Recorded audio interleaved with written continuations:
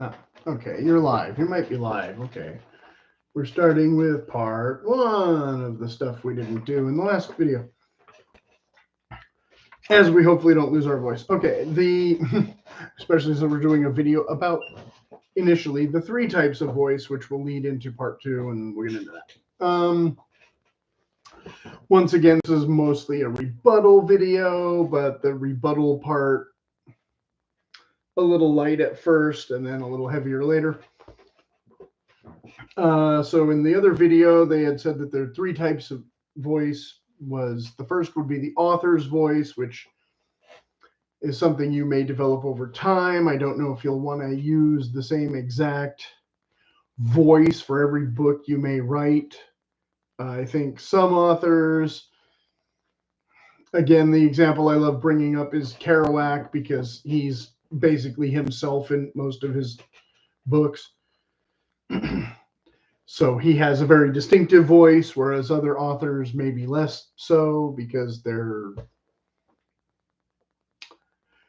maybe changing style from one book to another. I think Hemingway is a good example for this, where his character might be similar to his voice, but that doesn't mean that he's the same exact voice. He does some in third person and some in first person narration.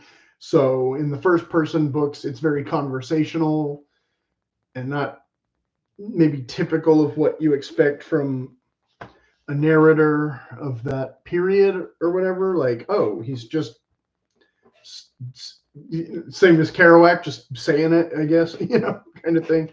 Not really writing it in very literary prose for such a celebrated author. Anyway, the second being the character's voice. Again, this can be first or third person, and the character, again, might have a distinctive voice that is not the author's voice. I wasn't going to go too into that because, well, it hinges on the second part, the narrator's voice, where the narrator and the character, even if it is first person, may not be the same person. But that may, in first person, may not be the same voice as the author's voice, even if the author's, I don't know, political bias or spiritual journey or something might be in all their books in some abstract manner. I don't know that it's always as overt or should be overt, whereas the character's point of view typically would be more overt, even if they're not a chatty Cathy. Basically, something about the slight opinion toward your own personal thing, might come through even through your style, toward style. What do you say? I don't know. Point of view will seep through, maybe, but not necessarily.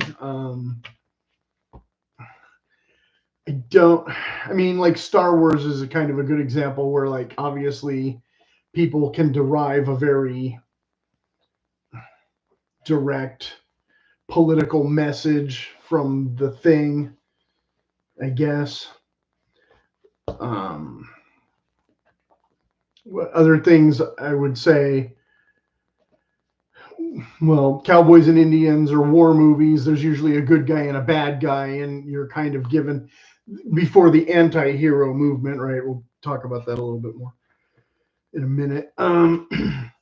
So he was saying word choice and sentence structure might influence this or inform this, I think, in some way.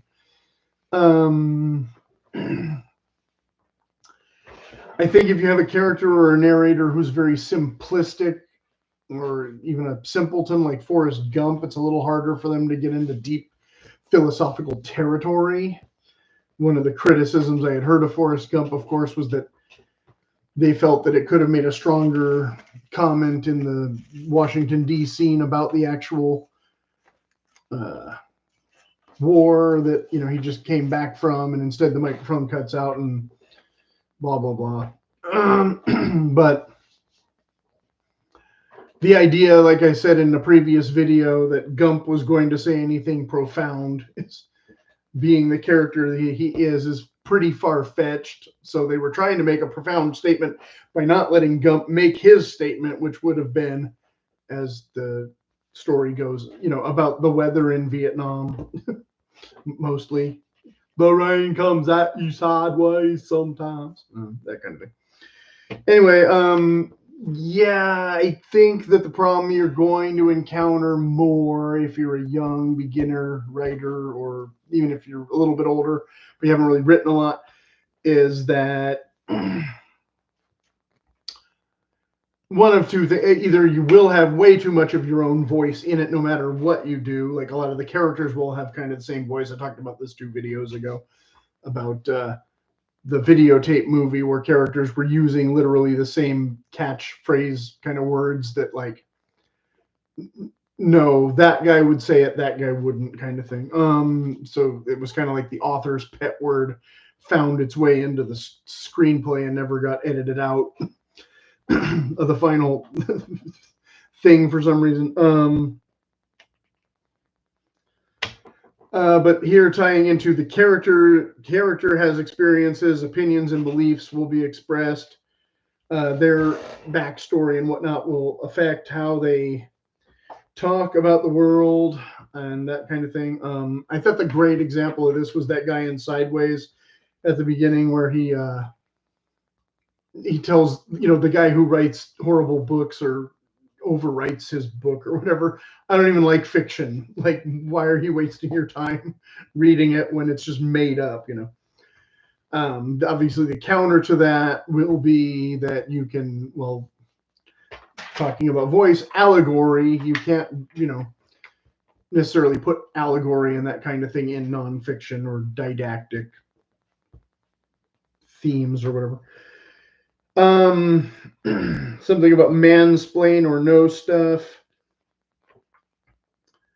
Yeah, I think some characters will talk whether they know what they're talking about or not, and some others will talk whether they know something about that or not. I just talked about this in the last video that, if you lack credibility, because you haven't done enough research, or you don't know about the thing, but you're trying to kind of jam it in there to make the story work, the reader will quickly kind of disengage because their suspension of disbelief will be shattered, that kind of thing. Then it goes into what the dialogue in their voice, being a good way to delineate what their motives or beliefs might be, can maybe come through in their dialogue, and they express their opinions and da da da and blah da da. Okay, yeah. Tendencies and anxieties. Active, cultivate, characterization, distinctive. Yeah, okay. I think these are all points from the previous video that I just agree with, or more or less agree with.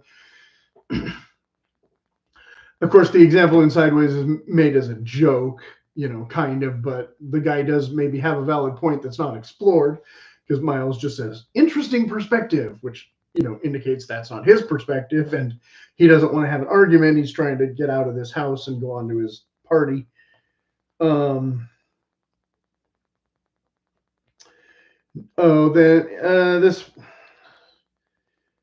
I wasn't that interested in this, but going back to the whole thing of the narrator being a separate character, the narrator can be giving incorrect information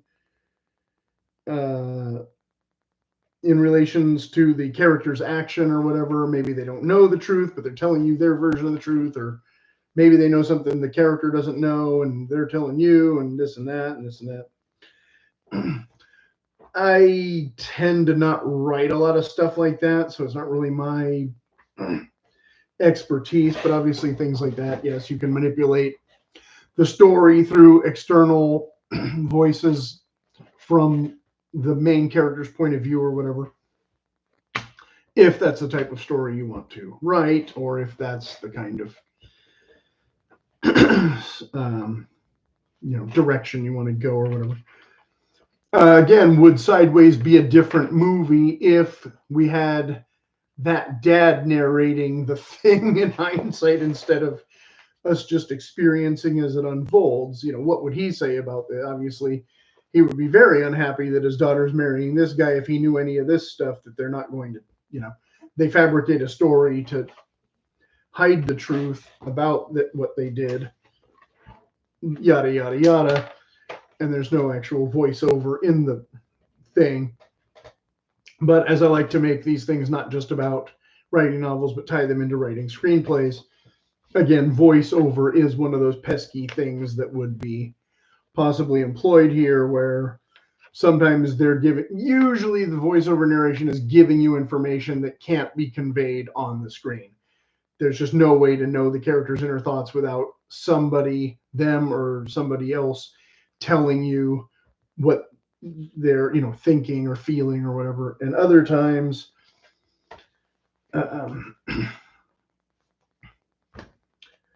it's like they're writing a letter, that kind of, the common ones, right? And you can even have, that in a novel, but sometimes it will take you out of the flow of the novel and blah, blah, blah, even more than maybe a film, because a film, of course, you have all these collection of images and a montage, and what is tying them together might be this voiceover narration. Whereas in a book, you either have very imagery-oriented writing or you have very wordy-oriented writing. So having both of them, I'm not sure exactly how that would work, but that would be an author's voice detail a smidge more than, say, a narrator's voice or a character voice, if you want to look at it that way. Okay, so not going to spend too much time on that, because like I said, I can't remember exactly what all was that video and what all was my disagreements with it, because that's what happens every time I do this type of thing. And then I had some stuff that I had thought of for the previous video that I was going to shoehorn into this, that I am now not going to shoehorn into this, and you are very happy that we are not going to do that, because it's just totally off the subject, and I already typed it in the other description anyway. Okay, so part two, for those of you who are just tuning in, who didn't want to hear part one for some reason. Part two is the meat of this that will be even longer than part one. And at first, again, we are getting less rebuttal and more restatement, but it's kind of important to state their stuff and then diverge, right? So 9 mistakes that make readers hate your main character, which was quite a epic title that I wish I could have reused in mine, but I always put all these extra keywords in mine so that people can actually find my video, and I don't know who actually finds my videos or how, but hopefully you found this one, and here we are. Okay, so in their intro, they said readers want to connect with the character's personal journey. Well, that wasn't necessarily part of their intro, but it should have been tied in with their intro. So mistake number 1, they have no flaws. Counterbalance positive with negative trait was the suggestion. So if you're going to have a character who is a goody two-shoes or overtly good or whatever, maybe they bite their nails too much or some other thing that can get them into trouble later, so that they're not just the internal misbelief. I guess that's self-doubt. I'm not sure. But we don't typically want the Mary Sue. And so if you don't know what the Mary Sue is, I think I talked about some of this in a previous video about characters. But I don't think I did this exact list. So if I'm doing the same list twice and I don't realize it, sorry, but I don't think so. 2, they're too passive. Secondary characters are stealing the show. Possible problem there. And this may or may not be the same thing as having a static plot, because your character is not advancing the plot because they're more of an observer than an active participant in their own life. But sometimes this is intentional. I think they talked about most of this. But the sub characters I think this is one of the problems that pantsers have. How this would make it to an editor stage after a couple drafts, I don't know, because this is the kind of thing I would assume you would be able to fix in the second or third draft. But for your first draft, I think it's the kind of thing you will miss if you're not realizing that you're doing this. Or again, if you're doing it for a reason, then you need to really establish that reason. Otherwise, you're blundering through and blah, blah. Okay, 3. Oh, sorry, that was 2. 3, they feel like a stock character, which is, I guess, slightly different than a passive character. Because here I guess we're mostly talking about cliches rather than frame of mind or mode of existence or whatever. So they said, yes, they had said the example given was like the wise old man might be a bad main character because a wise old man is cliche. And of course, my take on it is, yes, a wise old man is a cliche, but a wise young girl doesn't really exist. That's kind of an oxymoron, but nice try. Suggestion fail. That's why Bella is a damsel in distress in the first place in the Twilight example. Duh. To overcompensate or compensate for this or overcome this, rather, not overcompensate. They must have a unique trait. So again, back to the nail biting thing, maybe, but in a good trait versus too much generic. I'm not exactly sure what modern characters constitute stock characters per se. I mean, like in the 50s, like the good guy wore the white hat and had the shiny 6 gun or whatever, but it's been a long time since we really had that kind of storytelling, and that was mostly a television and B-movie thing. Anyway, stock characters don't lack flaws, or they do, I guess is the issue. They don't have enough flaws that make them human enough.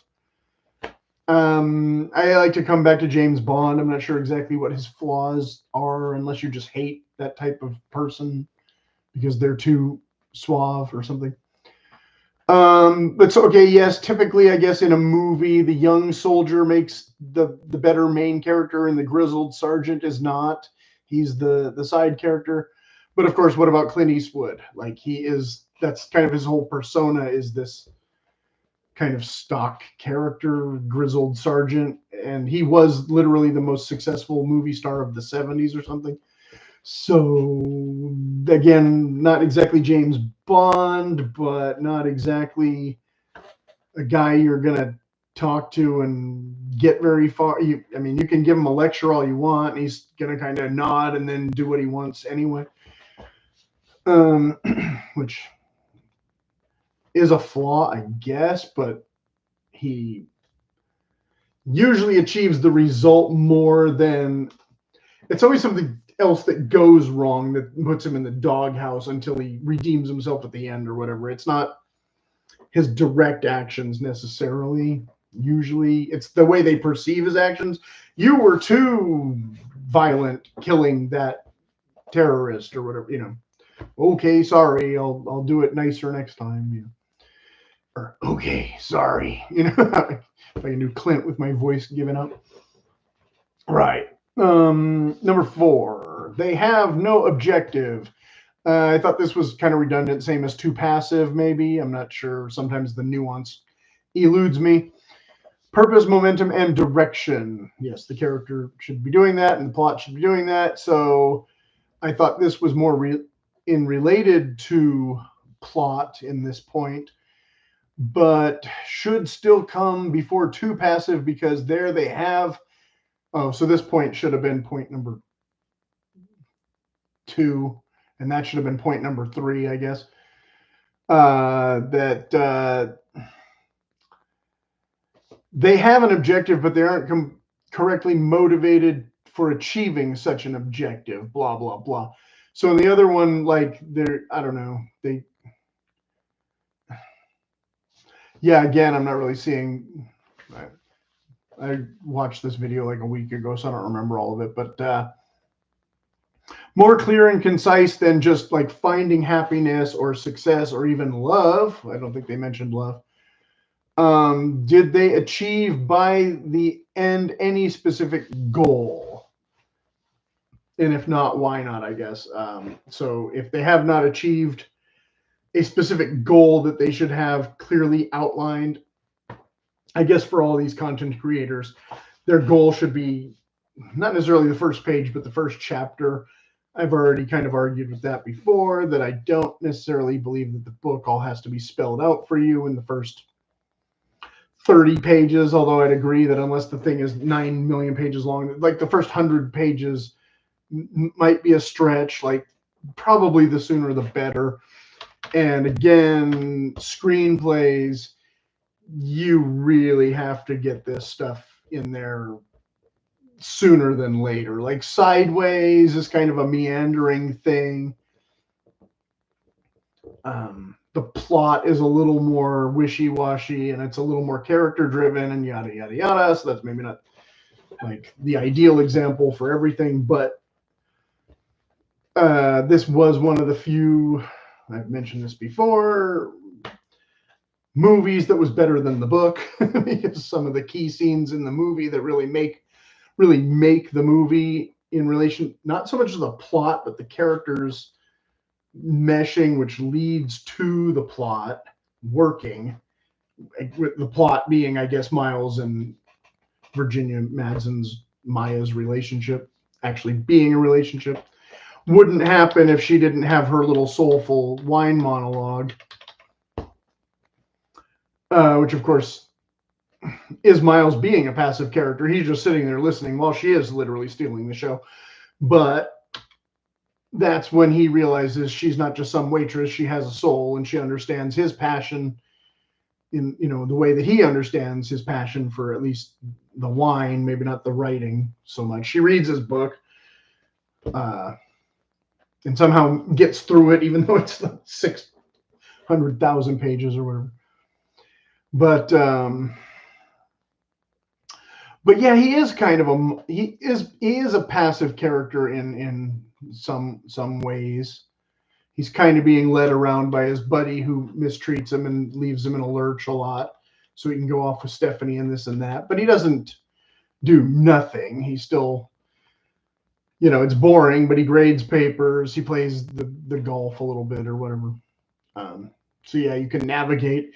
It does, every script and every novel is not an action story. So number 5, they have no past. So again, history motivates actions. Well, again, the backstory with this is, you know, Jack and I were roommates in college. That's their past. But they haven't been never in touch since then, obviously. They're still friends, even though he tries to minimize that a little bit in that statement. History motivates actions, motivations, decisions, backstory, info dump, of course, haha, being what they tell you not to do, and then kind of in, you know, in a backhand way, kind of say, you still need some of it to make this work, or they're not going to. But they have to want to know about your character by the time they get that information, was the point. Betrayals and such mentioned in part 1 suggestion or intro. Yes, this gives reader necessary emotional connection, but I argue that rather than not providing enough of this, most writers want to put in too much of the past usually. Same as the inner thoughts that are, you know, these like pointless psyche rambles like Twitter or diary entries. Because yeah, these things are always telling you that you're not putting enough of this into that. I don't know that that's true. I think usually this is the stuff that they overdose or overload. I think when you're having trouble bringing the thing up to length, it's not because there isn't enough of this kind of exposition in there. I think it's because there isn't enough motivated action and hook action and what do you call it? Plot.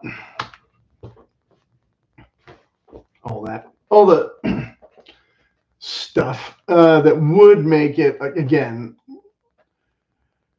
when we see Miles in the jacuzzi, he is actually grading papers. He's still doing something at least. There's a reason for that scene to be in there instead of just cutting to the next part where he's like, Jack, I was grading papers for 3 hours, although that could have been handled that way too in a different scene. There's different ways to approach it. But one is more talk and the other is more visual, right? So again, coming back to not just screenplay technique, but novel technique is giving the reader visual cues and that sort of thing. And whether or not that was in the book, I don't remember. Don't ask me. Because I haven't read it in years, and it's a lot easier to call to memory film scenes. So anyway, they gave a bad example that mansplained away. Here we go, yes.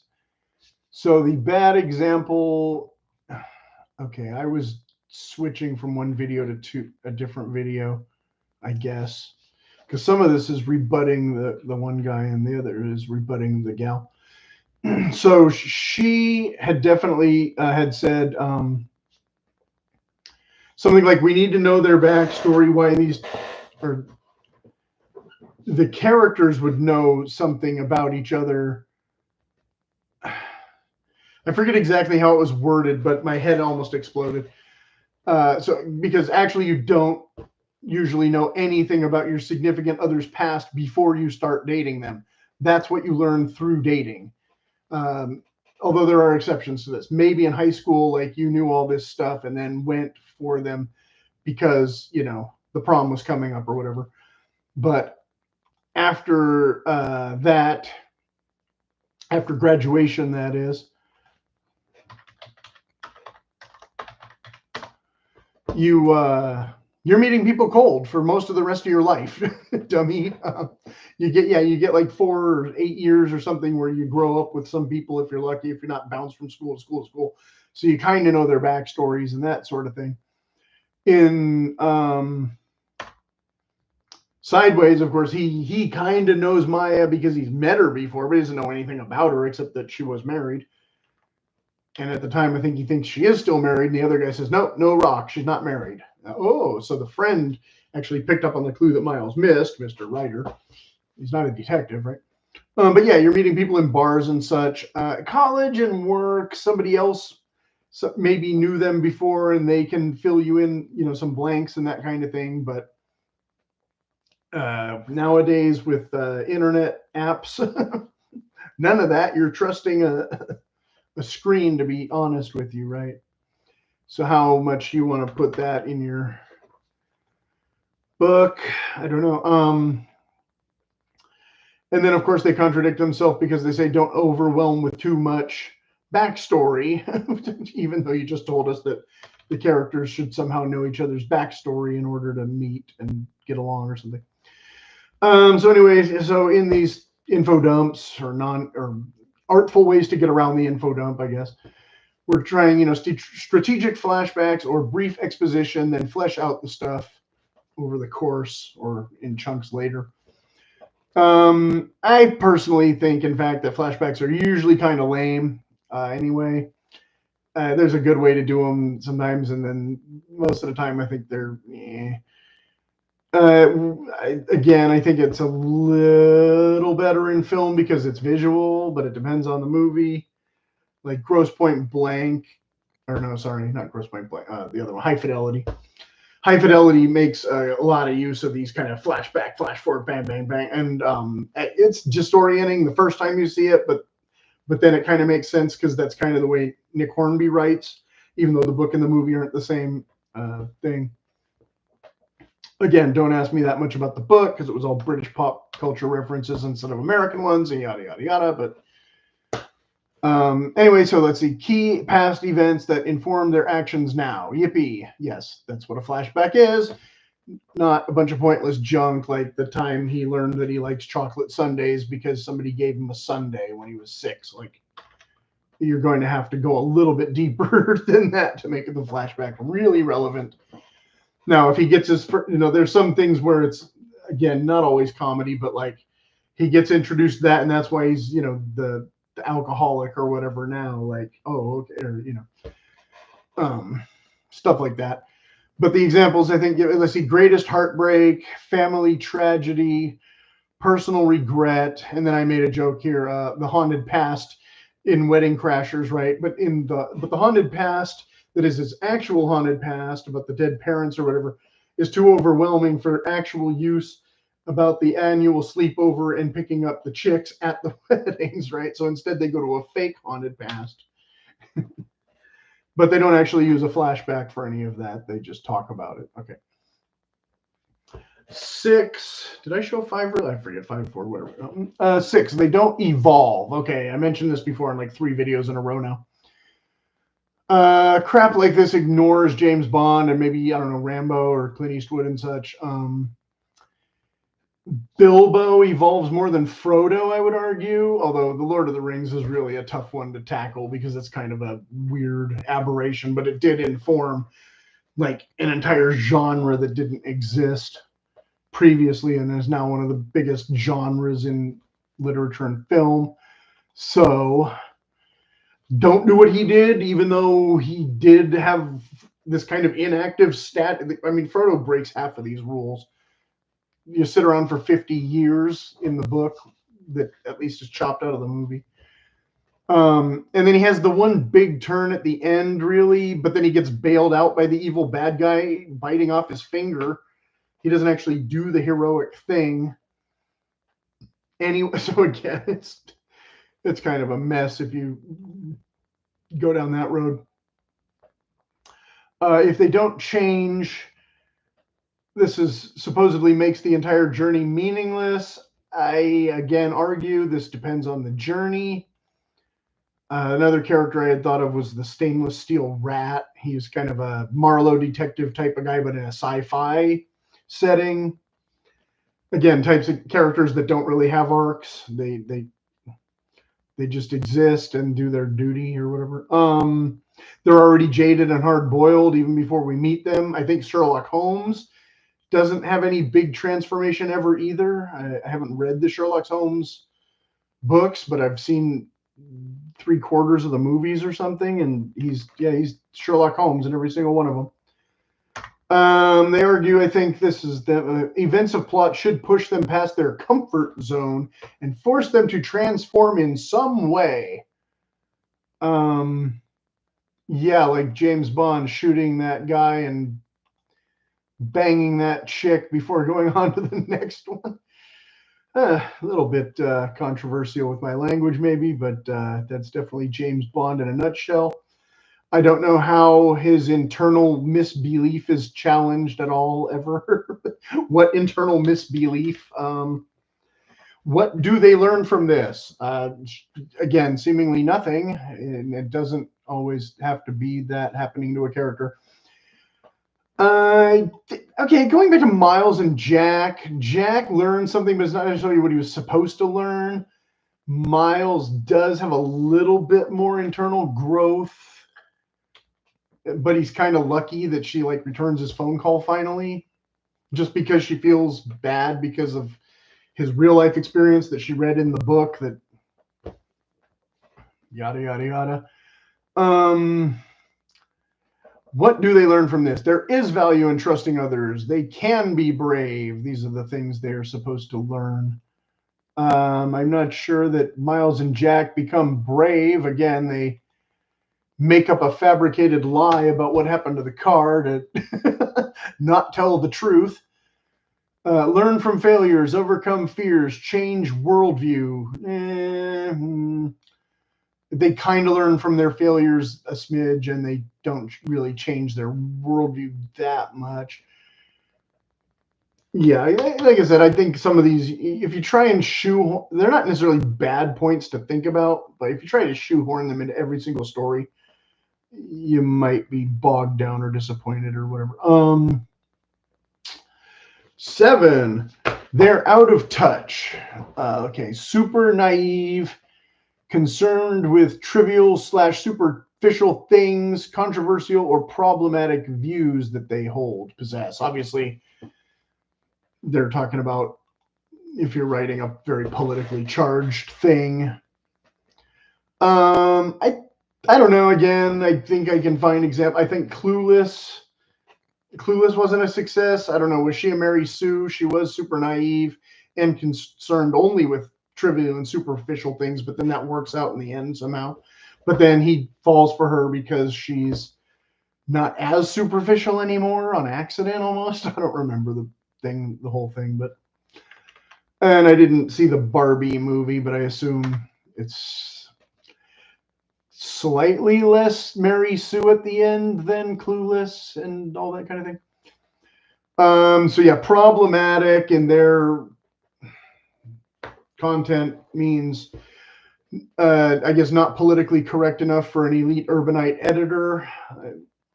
So if you're an author giving a book that doesn't fit into the zeitgeist to an atheist and affluent woman, female, urban, liberal woman like the girl in the video, you might have a problem. Of course, one of the common complaints is that these people are technically S-ist and R-ist against white men, but don't consider that to be the things that they accuse the protagonists or whatever of being. James Bond is definitely,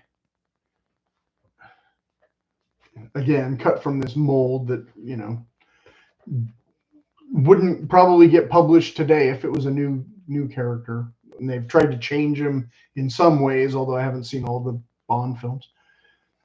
So anyway, internal flaw, but they are never challenged for these beliefs or whatever is okay. So if it's presented that that's their internal flaw, that they are stubborn, Archie Bunker, I guess, being the most famous popular example. But Archie Bunker is constantly challenged, so that's the whole point of the show, is that everybody's always telling him why he's wrong, so that kind of falls apart there. The character is too privileged and unsympathetic. That might turn the reader off, I guess, depending on who your reader is. Again, your primary reader, your first reader being that editor, if you got to get it past them and explain to them why your book has merit, potentially, unless you're going to self-publish. Then they said, let's see, differing perspectives will force them to confront their views and biases. Again, Archie Bunker being the perfect example for the foil to that. They confront him all the time, and he just tells them why they're stupid. Al Bundy being another one. Only super rich people can be artists is maybe an accidental takeaway that they weren't trying to. I think they were saying something about Ivory Tower. I forget. Then we can relate with them better because they're not like Bruce Wayne, but with no cape. So that was my joke, is that Bruce Wayne is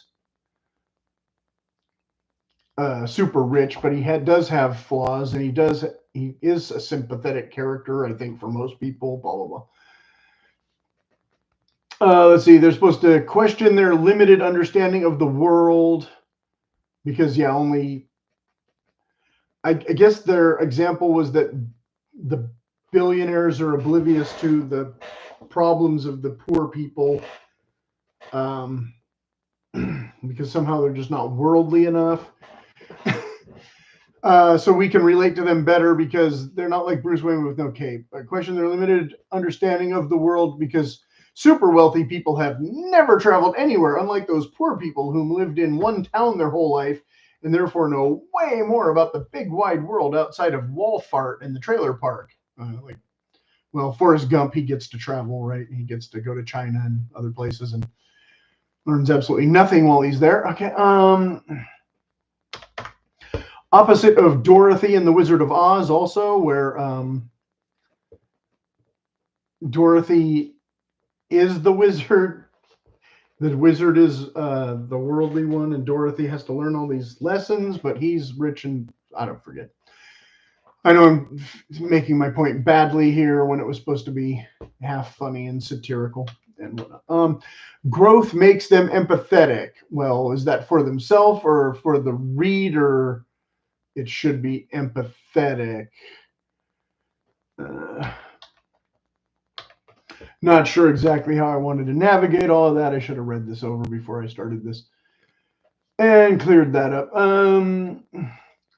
But yeah, so the idea of writing a book that's, if you have it there, to boil it down, if you have any politically incorrect character, they're supposed to become politically correct by the end. Otherwise, you did bad. And again, I'm saying that that's not necessarily always the case. Okay. 8. They don't reveal their emotions. She insists readers crave this. I'm not sure that's true. It's not just girl editors with their own bias who might feel that way, because I don't necessarily want to know all the characters' emotions of every book I've ever read. I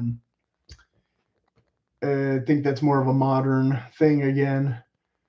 First or third person still grant readers access to point of view for all characters, possibly minds. But if you do this badly, a teacher might say you're head hopping, because again, 3 videos ago or whatever, I talked about how I had this problem with a teacher who didn't understand that my third person narration was allowed to tell you things like that. Somehow I was doing something wrong that I still don't think I did wrong. Withholding thoughts, feelings, emotions makes the character inaccessible to the reader, and they will feel distant from your character. Let us feel what they feel. Show through their mind and body, or some such thing. This character interiority, which we already covered a lot in that other previous video, so I won't go on and on about it here, but obviously you can tell that not all, I don't believe all characters need to be all this touchy-feely. If Archie Bunker was, I mean, he's a ranter, so you definitely get to know his thoughts, but not necessarily in the way that this reads. Gump, we know his thoughts. His emotions tend to be clipped, because when he gets overwhelmed, he just says, "That's all I have to say about that." So, okay. On that note, number 9, they are melodramatic, opposite of the previous example, what is exaggerated to unrealistic level and not comical, like the Clueless character, I guess. We get irritated by them quickly and then don't give them any empathy. Basically, this is your Scream Queen, or the old melodramatic cries and faints and too much, that kind of thing. Again, I think it depends on the character. Yeah, that might be annoying, but that might be the point. So we'll see how that goes. Internal monologues, they can lament about life. I think good examples here for successful stories where the character was like this, and it's not the same thing as a Mary Sue, was Scarlett O'Hara, or maybe even Alice in Wonderland, where she kind of, I give myself very good advice, but I very seldom follow it. Good advice. But on the other hand, then you also had like Nellie in Little House on the Prairie, where she's definitely not emotional in the Scream Queen kind of way, but she is over the top in her torturing other people kind of way. Kind of an outdated reference, I guess, and not really necessarily where I knew I was trying to go with all this, but subtle, nuanced, emotional response as, unlike so many real gals running around on TikTok videos, yes, your heroine should be a totally put together woman who doesn't have any blustery, blubbering things. Tantrums are definitely not really a thing. That never happens. Nobody ever throws tantrums like Nellie or Scarlett O'Hara or whoever. Real men versus guys who act like gals. There was a video about this where the guy criticized the show of Friends for never having a single male character who acted like an actual man. That might be part of the problem, although not necessarily the same exact issue as the political correct thing. Yeah, so I think, you got my take on that pretty well established here. Then again, it's not all terrible advice, but a lot of it is these people coming at you from